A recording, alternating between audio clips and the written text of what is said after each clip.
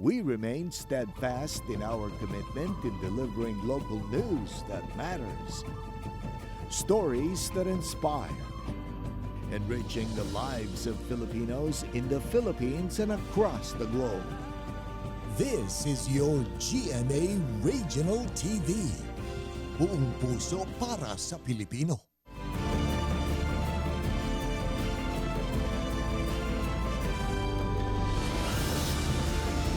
Ito ang GMA Regional TV 1 North Central Luzon. Masantos siyang aram na imbag amalem, maya pagat panapon kapuso. Narito na ang One North Central Luzon. Hatid namin ang mga pinakamalalaki at pinakuling balita sa Hilaga at Gitnang Luzon. Live mula rito sa GMA Dagupan Station, ako po si Chris Zuniga. 8 taong gulang na bata sa Bangaldan, Pangasinan, hinabol at sinakman ng asong nagpositibo sa rabies. May ulat si Russell Simorio. Sugatan ang 8 taong gulang na bata na si Angel, hindi tunay na pangalan, matapos pagkakagati ng asong gala sa barangay Malabago, Mangaldan, Pangasinan. Kwento ni Angel, sinakmal ng aso ang kamay ng bata. Tinatawag ko po yung kuya ko, tsaka tatawagin ko po para po kumain. Tsaka nung nasabat ko po yung aso, bigla niya pong yung kamay ko. Ginuyod-guyod ko po yung kamay ko hanggat sa tumakbo yung aso. Yung aso tumalon, kinuha yung kamay niya. Ginaganyan yung bata talagang gigil yung aso. Binakunahan na ng anti-rabies si Angel, pati ang kanyang pamilya. Inikot-ikot po namin nung gabing po yung aso po, pero wala pong may alam po kung kanino. Katapos kinagat po, dinala namin po agad sa ospital po. Ayon sa Municipal Agriculture Office, namatay ang asong kumagat sa biktima 2 araw matapos ang insidente. Isinailalim ito sa pagsusuri at lumabas na positibo sa rabies ang aso. Nagsagawa ng malawakang anti-rabies vaccination sa mahigit 300 na alagang aso at pusa sa barangay. Confirm po na yung aso ay positive sa rabies. Napaka-importante po na madala agad yung pasyente po na nakagat sa pinakamalapit na Animal Bite and Treatment Center kasi malaki po yung tsansa na mahawaan po sila ng rabies. Inaalam na ng Barangay Council kung sino ang may-ari ng asong nakakagat kay Angel. Kasama si Jing Dakanay, Russell Simorio, One North Central Luzon. Nationwide transport strike, perwisyo ang dulot sa ilang commuters at PUJ drivers sa Pampanga. Narito ang report. Late na raw si Ann sa kanyang trabaho. Kailangan daw kasing mapuno ang sinakyang jeep bago bumiyahe. Pero ang problema, inaabot ng 1 oras bago mapuno ang jeep dahil sa kakaunting pasahero. Marami kasing mga eskwelahan ang nagsuspindi ng klase at negosyong nagtigil operasyon dahil sa nationwide transport strike. Ang hirap din kasi. Tapos hindi ka rin sure kung ano oras ka makakarating sa office dahil nga dyan. Perwisyo rin ang strike para sa mga PUJ drivers sa City of San Fernando. Matumal daw ang pasada ngayong araw. Wala pong pasok, wala pong trabaho yung mga iba. Dapat di na ginagawa yung strike, ma'am. Wala pong kita. Ayon sa grupo ng mga jeepney drivers sa Gitnang Luzon, bagamat hindi sila lumahok sa strike, ay may ilang PUJ drivers ang hindi na pumasada. May ilang insidente kasi ng basag windshield sa boundary ng Tarlac, Pampanga. Actually, hindi sila sumama sa transport strike. Natitread sila kasi inaarang sila and then may nambabato pa. Para matulungan ang mga apektadong manggagawa at residente, kabi-kabilang libreng sakay ang ipinatupad sa lalawigan. Sa Angeles City, 5 rescue buses ang ikinalat para sa mga manggagawa at residente. Nagbigay rin ng libreng sakay ang Clark Development Corporation sa mga manggagawa na palabas at papunta ng Clark Freeport Zone. Jarek Pasiliao, 1 North Central Luzon. Sa kaugnay na balita, mahigit sa 8,000 pampublikong sasakyan sa Region 1 pumasada pa rin sa kabila ng nationwide transport strike ayon sa LTFRB. Yan ang tinutukan live ni Jasmine Gabriel Galban. Jasmine? Chris, kasabay ng malawakang transport strike sa iba't ibang panig ng bansa, tiniyak ng LTFRB Region 1 na walang problema sa public transportation ngayong araw. Maagang bumiyahe ang jeepney driver na si Mang Densyo mula sa Dagupan City. Marami raw ang pasahero ngayong Lunes, lalo na ang mga estudyanteng papasok sa mga paaralan. Importante, madam, para kumita, para sa pamilya. Umarangkada ngayong araw ang nationwide transport strike, pero wala ni isang transport sector sa Region 1 ang nakiisa rito. Sa katunayan, mahigit 8,000 pampublikong sakyan ang pumasada ngayong araw, ayon sa Land Transportation Franchising and Regulatory Board o LTFRB Region 1. Walang tigil pasada region-wide from the province of Ilocos Norte, Ilocos Sur, La Union, and Pangasinan. Wala. And there are no reported unusual activities here in the region. Nagsuspende rin ng coding sa mga tricycle sa iba't ibang lugar para matiyak na may sapat na bilang ng masasakyan ang mga pasahero. Naka-standby rin ang mga government vehicles sa iba't ibang lugar. Well, we have contingency plans. We have coordinated with LTO, PNP, HPG, and lahat naman ng mga modernized operators and buses are willing to provide augmentation or support sa transportation natin. Sa Ilocos Sur, sang-ayon daw ang transport group sa modernization program pero hirap sila sa halaga ng isang unit.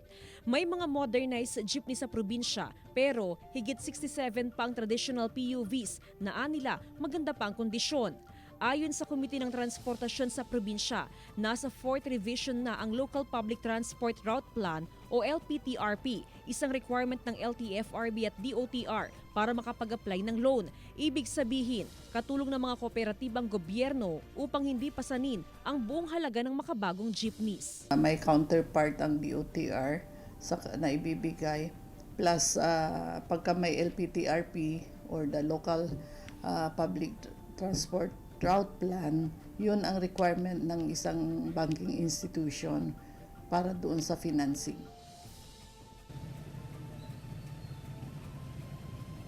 Chris, sa mga oras nga na ito ay uwian na ng mga estudyante, ganun din ang mga empleyado mula sa government at private offices. Pero kapansin-pansin, Chris, na napakarami pa ring mga sasakyan, partikular na mga jeep at na mga bus sa lungsod ng Dagupan. Kasama pa dyan, Chris, yung mga pumapasada na mga tricycle. Patunay daw yan, Chris, na walang problema sa public transportation ngayong araw ayon sa LTFRB. At patunay rin yan ng suporta ng iba't ibang transport group sa Region 1 sa modernization program ng national government. Samantala, Chris, ayon sa LTFRB, tuloy-tuloy yung kanilang coordination sa mga opisyales ng iba't ibang transport group sa Region 1. Chris?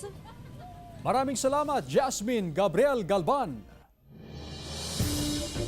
Dagdag bawas sa presyo ng mga produktong petrolyo ipatutupad bukas, October 17. Ang detalye sa report ni Claire Lacanilaw.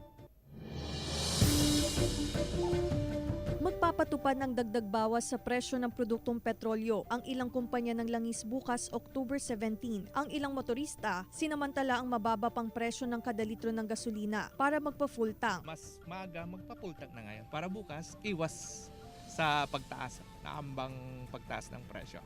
Kasi usually I go to Manila every week. Siyempre from time to time nagpapagas ako. Ngayon medyo mura dito, so I decided na magpakarga na lang dito. Patatas bukas, yung mga customer dumadami na nagpapakarga hanggang gabi na yun para hindi na sila magkarga bukas kasi tatas na. Nasa 95 centavos ang ibababa sa kada litro ng diesel at kerosene, habang nasa 55 centavos ang itataas sa kada litro ng gasolina. Ayon sa Oil Industry Management Bureau, isang dahilan ng paggalaw sa presyo ng produktong petrolyo ang nangyayaring kaguluhan sa pagitan ng Israel at grupong Hamas. Hindi rin umano tumataas ang economic activity ng ilang malalaking bansa. Dahil nagtaas ulit ng mga interest rates yung mga central banks ng malalaking bansa, kung mataas na yung mga bilihin, definitely na-dampen o nasira yung demand naman ng petroleum product. Kasama si Henry Dumincil, Claire Lacanilaw, 1 North Central Luzon. Sa ibang balita, ilang sementeryo sa Macabebe, Pampanga lubog pa rin sa baha. Tutukan sa report. Dismayado ang 66 anyos na si Mang Raimundo Alido matapos makita ang puntod ng kanilang namayapang magulang sa Barangay Santa Cruz Public Cemetery sa Macabebe, Pampanga. Gumanda na raw ang lagay ng panahon kaya akala nila ay humupa na ang baha sa sementeryo. Plano pa naman daw nilang linisin at ilagay ang lapida sa puntod ng namayapang kaanak. Malalim yung tubig eh. Ngayon lang natambakan to eh. Akit kami sa taas ng Mityo. Diyan kami dadaan. Pagkatapos titirik ka. Hanggang makapunta ka Kahit na yung mga apo ko, papatirik ko lang yung mga kandila. Iba naman ang sitwasyon sa sementeryo sa Barangay San Rafael. Binabaha pa rin ang mga nicho. Nilulumot na ang ilang bahagi ng sementeryo. Nahaluan na rin ng basura ang ilan. Ayon sa MDRRMO, nasa 4 hanggang 5 barangay pa sa bayan ang binabaha dahil sa high tide. Sa 7 sementeryo sa bayan, 5 rito ang binabaha dahil sa mga nararanasang pag-ulan simula noong Hunyo. Yung sa mga private, okay naman kasi mga bago yon, so hindi sila affected ng baha. Pero yung mga public cemeteries natin are mostly, they're partially flooded. The government has elevated yung mga pathways, no? Tinambakan nila for people to use. Isa ang bayan ng Macabebe sa mga flood-prone area sa Pampanga. Ayon sa mga otoridad, kung hindi kaya, huwag ikompromiso ang kaligtasan ng bawat isa dahil may iba pang paraan para alalahanin ang mga namayapang kaanak sa darating na undas. CJ Torida, 1 North Central Luzon.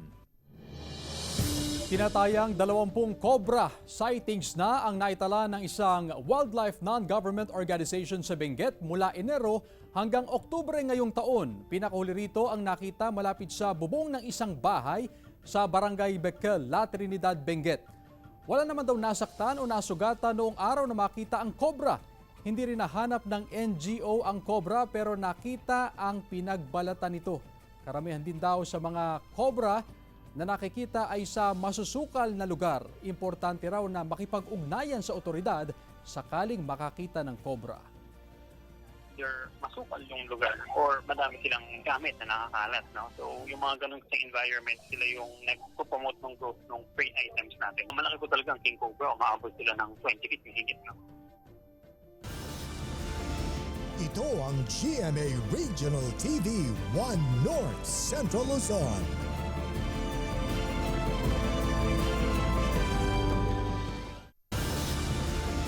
Ito ang GMA Regional TV 1 North Central Luzon.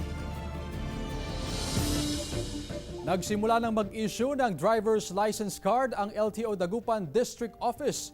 May ulat si Jasmine Gabriel Galban.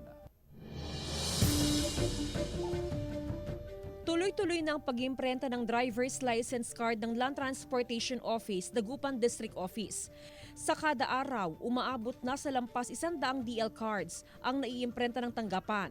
Nito lang Oktubre, dumating ang mga DL card. Malaking bagay ito para mabawasan ang mga backlog sa driver's license card. Tuloy-tuloy po yung printing ng ating DL cards. No? Especially dito sa mga daily transactions na tinatawag natin. And of course, sa mga OFW na pupunta. Ikinatuwa ng mga motoristang pagkakaroon na ng DL cards. Malaking bagay. Hindi ka na pabalik-balik dito. Samantala, aabot na sa mahigit 10,000 ang backlogs ng DL cards sa Dagupan City District Office. Simula ito noong buwan ng Abril hanggang October 6. Scheduling sa pag-imprenta ng backlogs ang ginagawa ng LTO. Sa ngayon, backlog noong April ang iniimprenta. Yung mga backlogs na pupunta dito sa office as they come, ipiprint na po natin yan. Yun po lang po yung covered ng memorandum. Sa ngayon, nasa mahigit 2,000 cards ang unang alokasyon sa Dagupan City. Pero inaasahang madaragdagan ito hanggang sa mga susunod na araw. Kasama si Daryl Peralta, Jasmine Gabriel Galban, 1 North Central Luzon. Mga kapuso, umpisa na ngayong araw, October 16, ang unang tranche ng dagdag sahod ng mga manggagawa sa Region 2. Nasa 15 pesos ang unang tranche ng dagdag sahod para sa mga agricultural at non-agricultural workers. Ayon kay Jesus Elpidio Atal, Director ng Department of Labor and Employment sa Region 2, aprobado na ng Regional Tripartite Wages and Productivity Board at ng National Wages Productivity Commission ang hiling na 30 pesos na dagdag sahod para sa mga manggagawa sa Region 2. Samantala, ang nalalabing 15 pesos naman ay epektibo sa susunod na taon, April 1, 2024. Dahil sa aumento, magiging 415 pesos na ang kabuuang sahod ng mga nasa agriculture sector para sa unang 6 na buwan at 430 pesos naman para sa susunod na taon. habang ang mga non-agricultural workers ay tatanggap ng 435 pesos at 450 pesos kung maibibigay na ang kabuuan ng kanilang dagdag na sahod. So, una, itong raise order para sa mga workers in the private sector in the region. Ang pangalawa is para sa mga kasambahan. Unahin natin yung minimum wage adjustment for the workers in the private sector. Samantala, away sa lupa ang tinitingnang motibo sa pagpatay sa 5 magkakamag-anak sa Peñaranda, Nueva Ecija. Narito ang report. Awayan sa lupa ang isa sa motibong tinitignan ng mga otoridad sa pagpatay sa magkakamag-anak sa Barangay Calios, Peñaranda, Nueva Ecija. Tumanggi munang magbigay ng pahayag sa harap ng kamerang otoridad kasabay ng pagtutok nila sa investigasyon. 3 iba pa ang sugatan sa insidente. Bago ang pananambang, nakatatanggap na raw ng banta ang pamilya ng ilang biktima. Sobrang sakit ang ginawa nila. Ilan po yung pinula sa akin. 3 po yan. Hustisya ang sigaw ng kaanak ng mga biktima. Sana raw maaresto sa madaling panahon ang mga sospek. Bigyan po kami ng katarungan ng nangingi po namin kami sa kapulisan. Wala po siyang kababag dito. Nagulat na nga lang po kami sa kanila. Sana mabigyan po sila ng hustisya.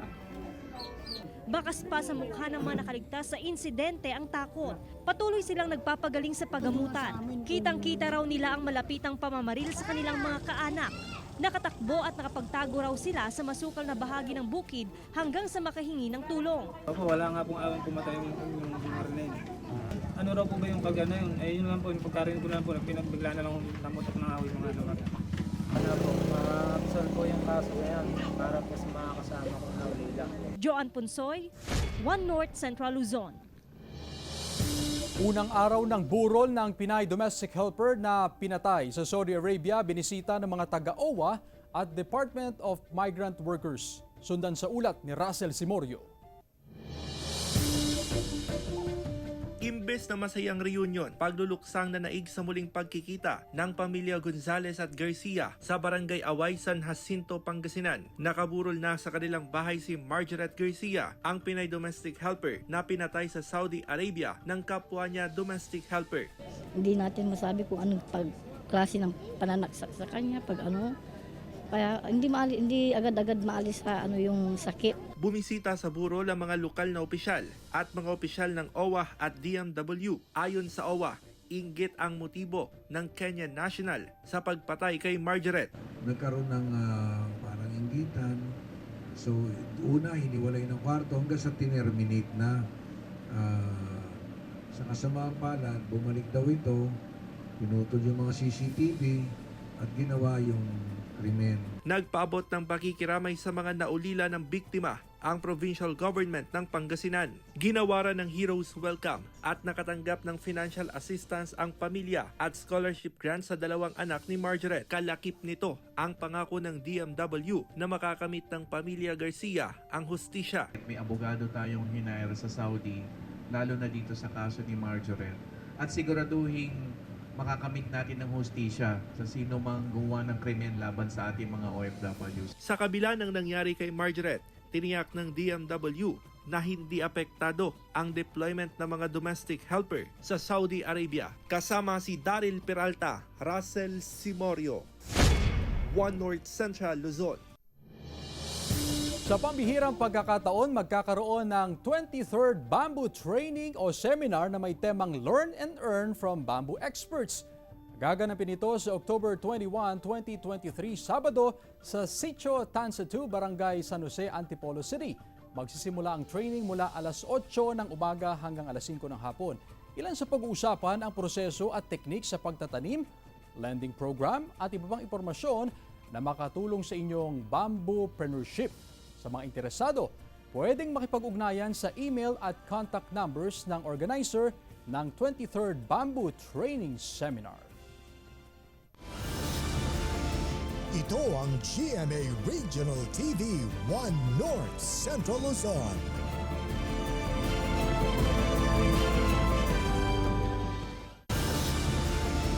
Ito ang GMA Regional TV 1 North Central Luzon. 40 anyos na lalaki patay sa aksidente sa Mangaldan, Pangasinan. Tinutukan yan ni Russell Simorio. Patay ang 40 anyo sa si Joel Villanueva, residente ng Barangay Labney, San Jacinto, Pangasinan. Sakay ng minamanehong tricycle si Villanueva nang salpukin ng motorsiklo sa bahagi ng Barangay Gigilunan sa Mangaldan. Sa inisyal na investigasyon ng pulisya, napunta sa linya ng tricycle ang motorsiklo. Hindi namin alam na na-aksidente siya. Tinawag lang sa amin na na-aksidente yung anak ko. Pagdating nila doon sa ospital, wala na siya. Yung anak ko, patay na siya. Ayon sa kaanak, pauwi na galing sa bukid si Villanueva nang mangyari ang aksidente. Wala raw planong magsampa ng kaso ang pamilya ng biktima laban sa driver ng motorsiklo basta mabayaran ng gasto sa burol at pagpapalibing. Wala pang pahayag ang driver ng motorsiklo na nagpapagaling sa ospital matapos magtamo ng sugat sa aksidente. Patay ang lalaking sakay ng pick-up matapos mahulog sa sapa sa Barangay Unzad, Villasis, Pangasinan. Kita sa cellphone video na tulong-tulong na binuhat mula sa nahulog na pick-up ang biktima. Ayon sa pulisya, sumalpok muna sa trailer truck ang pick-up bago nahulog sa creek. Patuloy ang investigasyon ng pulisya sa insidente. Galing po siya ng sa may intersection. Mabilis po yung takbo niya. Despite may humps po doon purposely para mag-slow down sana bago mag-cross. Kasama si Jing Dakanay, Russell Simorio, One North Central Luzon. 43 anyos na babae patay matapos na pagbabarilin ng hindi pa nakikilalang sospek sa Lawag City. Tutukan sa ulat ni Gab De Luna. Patay ang online seller na si Josephine Rara, 43 anyos, matapos pagbabarilin ng dalawang hindi pa nakikilalang suspect sa tapat ng kanilang bahay sa Barangay 43 Cavite, Lawag City, Ilocos Norte. Ayon sa pulisya, nagpanggap na customer ang mga suspect. Kinausap pa raw ng mga suspect ang ama ng biktima upang tawagin si Josephine sa loob ng kanilang bahay. So tagsasakay dadapela ang met, midikwan, nasiputan sa dati ubing ko nga at asutin na iso, nagtakeda. Dinala pa sa pagamutan ng biktima, ngunit binawian din ng buhay. Narecover ang 3 basyon ng bala ng caliber 45 sa pinangyarihan ng krimen. Tumakas ang mga suspect matapos ang krimen. Meron na tayong tinitignang motibo pero hindi pa natin i-divulge ngayon kasi titignan namin mabuti kung yun na yung tutumbukan nating motibo. Samantala, daplis sa ulo ang tinamo ng construction worker na si Roger Banes. Biktima ng pamamaril matapos makaalitan ng kainuman niyang tricycle driver na si Randy Castro sa Barangay Paratong, Narvacan, Ilocos Sur. Pinaghahanap na ng pulisya ang suspect. Inoobserbahan naman sa ospital ang 35 anyos na si Rodel Almasan na binaril sa kanang tenga habang sakay ng kanyang motorsiklo sa Burgos, Ilocos Sur. Hindi pa tukoy ang suspect. It's either love triangle baka isa yun or kaya utang, even though na hindi siya related sa election, upcoming election, kailangan pa rin natin pag-ibayuhin yung ating mga proactive measures like patrolling, intelligence gathering, yung mga ganon. Gab De Luna, One North Central Luzon. Ilang OFW sa Israel na tubong Pangasinan ayaw pang umuwi ng bansa sa gitna ng tumitinding gera. Tutukan sa report. Idineklara na ng Department of Foreign Affairs ang Alert 4 sa Gaza na sentro ng gera ng grupong Hamas at Israel. Mandatory na ang repatriation sa mga Pilipinong nasa sentro ng gera. May pangamba man sa kanilang kaligtasan pero pilit nagpapakatatag ng ilang OFW. Halos 2 taon ng caregiver sa Israel si Joan na tubong Mangaldan, Pangasinan. Wala pa raw siyang planong umuwi ng bansa kahit tumitindi na ang gera. Malayo umano ang tirahan ni Joan sa lugar na binabakbakan ng grupong Hamas. Ang pamilya ko po ay nag-aalala sa akin, nagpapadala ng mga mensahe kung gusto ko na daw umuwi. Kaso nga po, wala pa po akong planong umuwi. Hindi po namin kasi alam kung ano pa po yung na naming trabaho sa Pinas. Kinakabahan man, pero nanindigan ang OFW na si Willie Boy, tubong Binmali, Pangasinan, na manatili sa Israel. Ramdam daw niya ang higpit ng seguridad sa kanilang lugar kahit hindi ito ang sentro ng giyera. Siyempre yung takot ko din po kasi first time ko pong makaranas ng mga ganitong bombahan ganyan. At sa awa naman po ng Diyos, nilalayo pa po yung area po namin sa mga bomba-bomba. Pero nung mga nakarang araw po, nag-siren na po talaga dito. Ayon sa Department of Migrant Workers, 3 Pilipino pa sa Israel ang nawawala. Aminado ang ahensya na pahirapan ang pagpapauwi sa mga apektadong Pilipino dahil sa nagpapatuloy na giyera. Umiikot na raw ang labor attaché ng DMW para tumulong sa mga apektadong Pinoy. Nagtatransport ng OFWs na kailangan ng tulong, dinadala sa rescue areas away from the conflict zone at doon sila dinadalaw ng ating labor attaché.